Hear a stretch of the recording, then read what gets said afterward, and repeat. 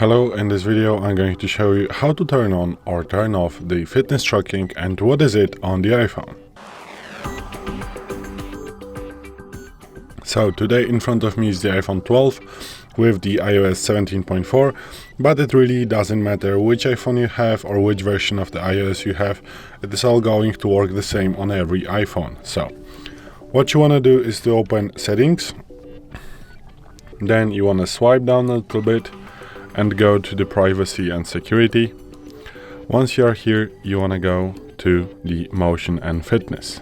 And here you can turn on or turn off your fitness tracking. What it is, like fitness tracking stores the data on your device, which can be used to estimate your body motion, mobility, step counts, stairs climbed, and more. So if you have your Apple Watch connected, obviously it is going to be more because you're going to get the pulse, for example, and a lot of other informations about your health. So if you want to turn on, just make sure that this is green, and from this time, for example, your iPhone is going to track your steps. And if you turn this on, your fitness tracking is going to be off, but keep in mind that you're not going to get any, step counters or just informations about your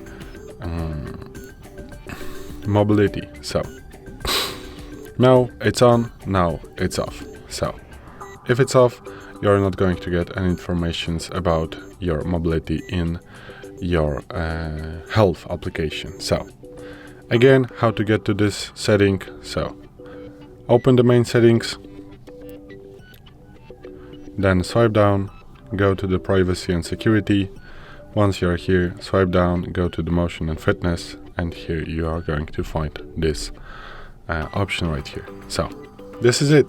Thanks for watching. I hope this video helped you. If it did, please leave a like and consider to subscribe to our channel.